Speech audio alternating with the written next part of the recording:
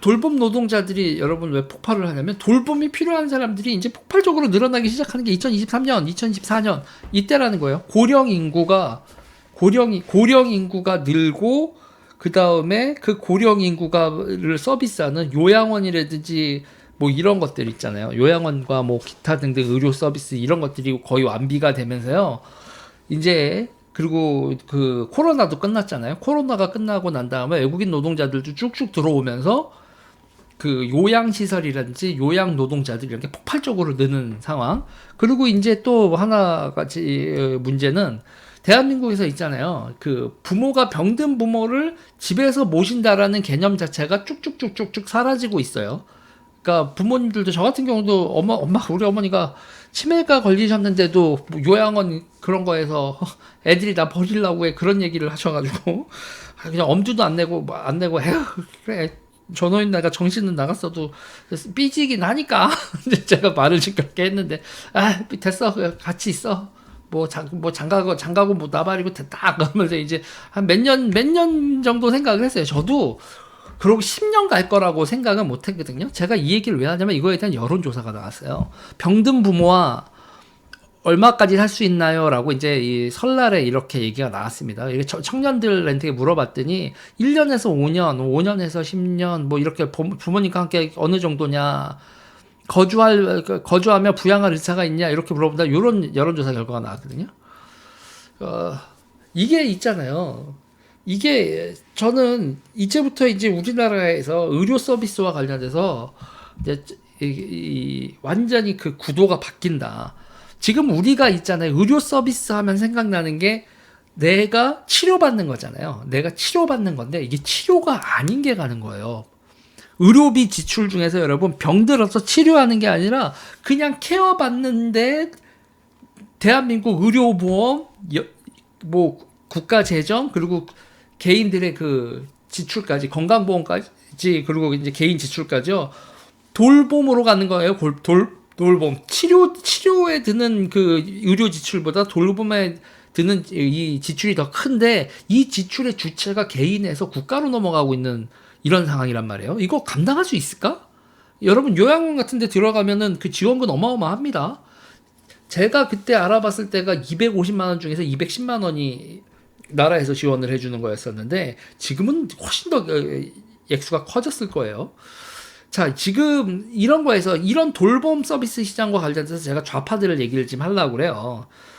이 돌봄 노동력 관리를 좌파가 장악하면 큰일 납니다. 라는 얘기를 하는 겁니다. 제가 요번에 이제 간첩단 사건이 벌어졌을 때 그 간첩단 사건에 요번에 그 화선 입당한 사람의 그 페이스북을 가봤더니 그 사람이 이주노동자 센터를 하고 있더라고요.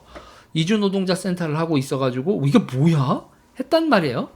근데 거기서 이제 이주노동자 센터에서 활동하는 거 보니까 정교조 교사가 이주노동자들의 그 한글을 가르치고 있고 그리고 그 한글과 한국어를 그 배운 사람들이 이런 돌봄 서비스 시장에 가고 그 돌봄 노동자들을 여성 노동자로 또 분류를 해가지고 여성 운동에도 동원을 하고 있더라고요. 그리고 그거를 다 관리하고 있는 사람이 요번에 북한 노동당에 입당을 했었던 그 화선 입당을 한 간첩이야. 이거 여러분 머리가 띵해지는 거 아닙니까? 근데 제가 얘기를 하는 게 뭐냐면 이거요, 여러분. 이게 공립 비슷하게 되면서 우리가 학교를 갈 때 공립학교는 그냥 배정을 받듯이 앞으로 요양원 같은 경우에 국가가 돈을 내주는 대신 배정을 하게 돼. 내가 이렇게 골라서 서비스를 고르는 게 아니라 학교 배정 뺑뺑이 받듯이 요양원도 뺑뺑이로 배정을 받는 사태가 벌어질 수 있다는 거예요, 여러분. 자, 그런데 이렇게 됐을 때 이거를 장악하는 게 이 판때기를 장악하는 게 좌파가 된다. 그러니까 좌파 이런 인력 그리고 얘네들이요 노조가 공공병원은요 여러분 공공병원은 의사가 예산 인사를 하는 게 아니라 거기 있는 그 위원회가 예산과 인사를 장악하고 그리고 인사고과 뭐 중요한 그런 사업 이런 걸 전부 다 의사결정 자체를 예산 인사 그리고 의사결정을 위원회가 해버리고 의사를 거기서 배제해버려요. 그렇게 됐을 때 여러분 의사들이 어떻게 될 것 같으세요? 그러니까 이거는 신경을 써야 된다는 얘기를 계속 제가 하는 거예요. 그리고 이제 공공의대, 공공의료로 가면 치료를 하는 목적의 병원이 아니라 노조가 병원을 장악하고, 그러니까 치료를 하는 병원들은 아산병원, 그 뭐 이렇게 삼성병원, 지금 서울대병원 이런 병원들, 빅4, 세브란스 병원 이렇게 빅4라고 하나요? 이런 병원들에서 치료는 하는데 앞으로 생기는 얘네들이 말하는 공공병원, 공공의대, 공공의료 이런 식으로는요. 그냥 지네들이 노조가 장악하고 치료가 아닌 돌봄을 위주로 하고 그걸 자기네들의 조직 활동과 이런 거로 거점을 삼는다는 거예요. 환자는 병원을 걸을 수 없고 의사는 스텝을 구성할 수가 없습니다. 자기 스텝을 구성할 수가 없고 여기서 이렇게 뚝 떨어지는 걸 그러니까 위원회에서 결정하는 걸 그냥 따를 수밖에 없게 되는 거고요. 여기서 이제 정점에 서는 게 보건의료 노조고 이 보건의료 노조가 화물연대하고 여러분 건설노조도 보건의료 공공서비스 노조 돼가지고요, 여러분 공공운수 서비스 노조여서 이 운수 노조가 서비스 노조, 그러니까 보건의료 노조가 건설 노조하고 화물연대 위에 상위 같은 연대로 돼 있는데 위에 이제 공공운수 서비스 노조 지도부를 가면 보건의료 노조가 지도부야? 아니 왜 화물차에 보건의료 노조가 지도부지? 이 그림에 대해서 우리가 뭐지 싶었잖아요. 근데 이게 이제 지금 다 보이는 거예요. 얘네들이 이렇게 그러니까 공공운수 서비스 노조를 여러분 주목해야 됩니다. 거기가 지금 대한민국의 좌파들, 특히 빨갱이들의 근거지가 되고 있다는 거예요. 그거를 민주노총, 그리고 특히 경기동부 이쪽 애들이 주류가 돼서 돌봄 쭉쭉쭉 장악하고, 그리고 쪽수로는 여러분, 쪽수로는 노동자들이 의사 선생님들보다 훨씬 많잖아요. 그 쪽수로 평의의 위원회를 만들어서 그 조직을 의료 시스템을 쟤네가 노조가 장악을 하는 거예요. 그리고 국가는 거기다가 세금을 계속 투입을 시켜주고. 그래서 전장현이 돌봄 노동에 선발된 겁니다. 돌봄 서비스 시장. 어저께 189억, 쟤네들이, 전장현이 이미 수수료를 받는 게 그 정도라고 했죠. 이거 탈시설 돌봄 서비스를 저게 위탁을 하게 돼서 좌파 단체들한테 위탁이 되고 걔네들이 인력 송출할 때마다 인력 시장에서 그렇게 그걸 장악하고 수수료를 받아서 수백억, 수천억, 수조의 등치가 장악이 되면 쟤네들이 여러분 나라 먹는 거예요.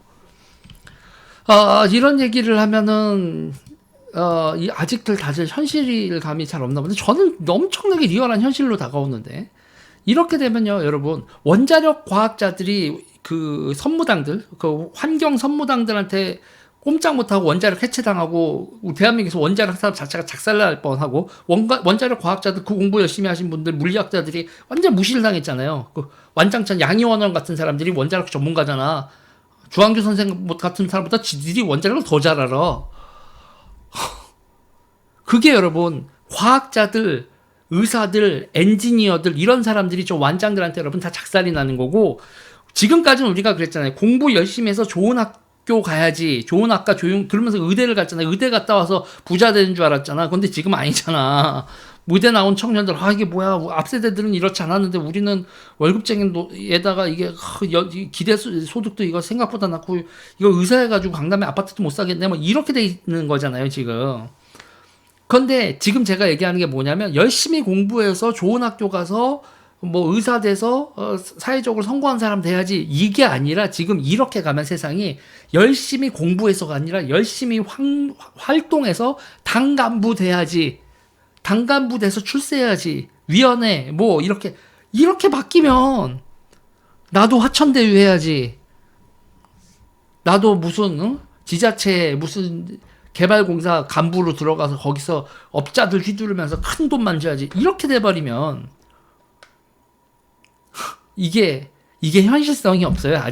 아직 제가 개 오바 떠는 얘기로 들리고 이게 지금 쟤네들이 획책하는 게 안 보이면 그러면 대한민국 좌파 애들이 먹어야지 뭐.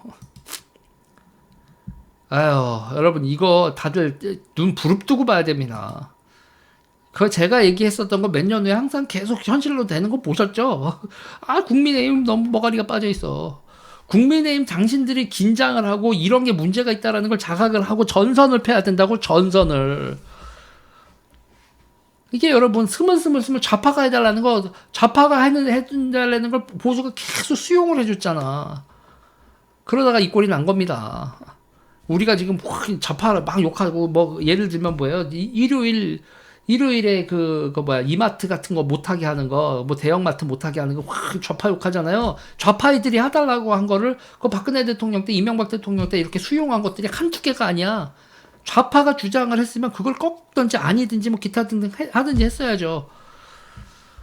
그렇다는 겁니다. 지금 와서 보면 제가 그때 민주당이었었던 그 지지자였고 뭐 이랬던 입장에서 지금 와서 보면 왜 좌파들이 주장에 대해서 우파들은 제대로 된 전선도 못 치고 그 반대 논리를 피는 것도 제대로 못했을까? 반대 논리를 피는 사람들을 왜 찌그러지게 만들고 그거에 오냐오냐 하는 사람들이 전면에 등장을 했었을까?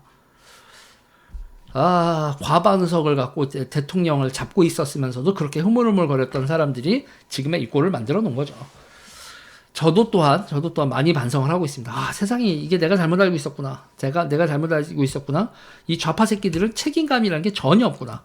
대한민국에 있는 노동자 세력, 좌파 정치 세력이요. 저는 이제 문재인 정부 때는 제가 이 얘기를 정말 많이 해요. 우리가 집권 세력으로서 나라에 대해서 책임감 있는 행동을 많이 해야 된다고 했는데, 제가 거기를 뛰쳐나온 이유도 결정적인 거 그건 거였어요. 지자체도 먹고, 정부도 먹고, 의회도 먹었는데, 얘네들이요. 그냥 황건적물이더라고. 본질이 대한민국 자체를 아끼고 사랑하고 뭐 이런 애국심 같은 거 전혀 없고요. 대한민국은 잘못된 나라고, 얘네들 애국은 없고 애족은 있지. 민족거리는. 그러니까 책임의식 같은 거 없고 그냥 자기네들 부자 될 생각만 해요. 위법, 탈법 이런 거에 대해서 우리도 뭐, 우리가 이렇게 해야지. 우파들도 했는데. 우파들이 했는지 안 했는지 그냥 대략적으로 우파들이 그랬겠지. 나쁜 짓 했겠지. 나쁜 짓 해서 부자 됐겠지. 그래 놓고 지들이 못된 짓을 해. 이거 여러분 이런 거 다 진짜 진 눌러버려야 됩니다. 일단 얘기 여기까지 할게요.